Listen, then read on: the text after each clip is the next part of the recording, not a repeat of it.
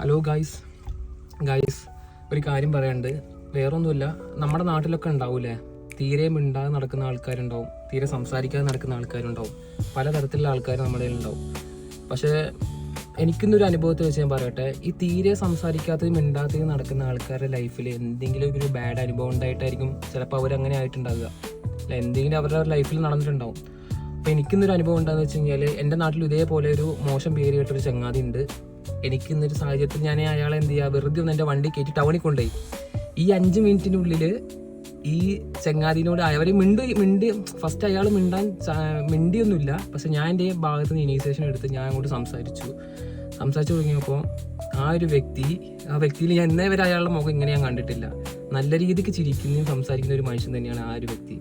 പക്ഷെ അയാളെക്കുറിച്ച് ഞാൻ പുറമെ കണ്ടതെന്ന് വെച്ച് കഴിഞ്ഞാൽ, കേട്ടതെന്ന് വെച്ചാൽ എല്ലാ റൂമേഴ്സും ഭയങ്കര അധികം ഓവറായിട്ടാണ്. അയാൾ ഭയങ്കര ബാഡാണ്, അയാൾ ഭയങ്കര അഹങ്കാരിയായിട്ടാണ് ചിത്രീകരിക്കപ്പെട്ടത്. അതായത് നമ്മൾ സംസാരിച്ചാൽ പോലും തിരിച്ച് ഇങ്ങോട്ട് സംസാരിക്കാതെ നോക്കാത്ത പല അങ്ങനത്തെ അഹങ്കാരിയായിട്ടാണ് ചിത്രീകരിക്കപ്പെട്ടത്. പക്ഷേ ആ ഒരു വ്യക്തിയെ ഞാൻ മിണ്ടാൻ അയാളെ കുറച്ച് എന്നോട് മടിച്ചു. പക്ഷെ ഞാൻ എൻ്റെ ഒരു ഭാഗത്ത് നിന്ന് ഇനീഷ്യേഷൻ എടുത്ത് തുടങ്ങിയപ്പോൾ ആ വ്യക്തി നല്ല രീതിക്ക് എൻ്റെ അടുത്ത് മിണ്ടി, നല്ല രീതിക്ക് ചിരിച്ച് സംസാരിച്ചു. ഇവരെ നമ്മളെ കുറിച്ചൊക്കെ അറിയുന്നുണ്ട്. ഞാൻ വിചാരിച്ചത് തീരെ പേഴ്സണലി ഒതുങ്ങിപ്പോയൊരു മനുഷ്യനാണെന്ന് വിചാരിച്ചു. പക്ഷെ അങ്ങനെയൊന്നുമല്ല, ഇയാൾ നമ്മളെ കുറിച്ചൊക്കെ അറിയുന്നുണ്ട്, എല്ലാ ഡീറ്റെയിൽസും അറിയാം അയാൾക്ക്, എല്ലാം അറിയുന്ന ആൾ തന്നെയാണ്, എല്ലാം നിരീക്ഷിക്കുന്നുണ്ട്. അപ്പോൾ അതൊക്കെ അറിഞ്ഞപ്പോൾ എനിക്കും സന്തോഷം. ഇങ്ങനത്തെ ഒരു വ്യക്തി നമ്മളെ കുറിച്ചും അറിയുന്നുണ്ടല്ലോ. നാട്ടിൽ മൊത്തം ബാഡ് റൂമേഴ്സാണ് ഇയാളെ കുറിച്ച് മൊത്തത്തിലുള്ളത്. അപ്പം എനിക്ക് പറയാനുള്ളത്, ഈ പുറമെ പറയുന്ന ആൾക്കാരുടെ വാക്ക് കേട്ട് നമ്മൾ വിശ്വസിക്കുക. നമുക്ക് ഒരു വ്യക്തിയെ നമുക്ക് മനസ്സിലാകുന്ന വെച്ചാൽ നമ്മുടെ ജീവിത അനുഭവം വെച്ചിട്ടാണ്. അപ്പോൾ ആ വ്യക്തി എന്നോട് എങ്ങനെ പെരുമാറിയെന്ന് വെച്ചിട്ടായിരിക്കും ഞാൻ അയാളെ പുറമെ ഞാൻ ഒരാളോട് പറയുകയാണെങ്കിൽ പറയാതിരിക്കുക, പറയരുത്, പറയുകയാണെങ്കിൽ തന്നെ പറയുക. അയാളുടെ സ്വഭാവം കൊള്ളില്ല, എനിക്കിങ്ങനത്തെ ഒരു അനുഭവം ഉണ്ടായെന്ന് പറയും. അപ്പോൾ ഈ ബാക്കിയുള്ളവരൊക്കെ എന്ത് ചെയ്യുക, അവരുടെ അനുഭവം വെച്ചിട്ടായിരിക്കും പറയുന്നത്. പക്ഷെ നമുക്കൊരു ഇത്തരത്തിലുള്ള എനിക്കൊരു ബാഡ് അനുഭവം ഉണ്ടായില്ല. അപ്പോൾ എനിക്ക് ആ വ്യക്തിയെക്കുറിച്ച് ഞാൻ പുറമെ സംസാരിക്കേണ്ടി വന്നാൽ ഞാൻ നല്ലതേ പറയുള്ളൂ അയാളെക്കുറിച്ച്. അപ്പോൾ പല നാട്ടിലുണ്ടാവും ഇങ്ങനത്തെ കുറേ ആൾക്കാർ. അപ്പോൾ നമ്മൾ ഒരാളെ ജഡ്ജ് ചെയ്യുമ്പോൾ ബാക്കിയുള്ളവരെ വാക്ക് കേട്ടിട്ടായിരിക്കരുത്, സ്വന്തം തീരുമാനം എടുക്കുക. സ്വന്തമായിട്ട് നമുക്കൊരു കാലിബർ ഉണ്ടല്ലോ, നമ്മൾ അത് തെളിയിച്ചു കൊടുക്കുക. അതൊക്കെ നിൽക്കട്ടെ, അതൊക്കെ ഒരു കോമൺ ടോക്ക്.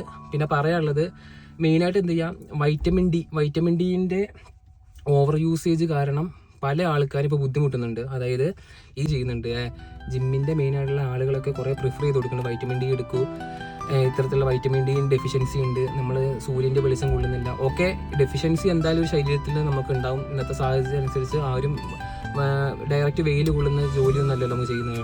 നമ്മൾ അങ്ങനെ വെയിൽ കൊള്ളുന്ന സാഹചര്യമൊന്നും ഇല്ലാത്തത് കൊണ്ട് തന്നെ വൈറ്റമിൻ ഡി ഡെഫിഷ്യൻസി ഉണ്ടാവും. ഓക്കെ, പക്ഷേ ഓവർ ഡോസ് കാരണം പലവരും ഇന്ന് എന്ത് ചെയ്യുക, കിഡ്നി പ്രോബ്ലം അനുഭവിക്കുന്നുണ്ട്. കുറേ പേർക്ക് എന്ത് ചെയ്യുക, കോൺസ്റ്റിപ്പേഷൻ, അതുപോലെ തന്നെ പാൽപിറ്റേഷൻസ്, ഹാർട്ട് സംബന്ധമായിട്ട് പ്രോബ്ലം അനുഭവിക്കുന്നുണ്ട്.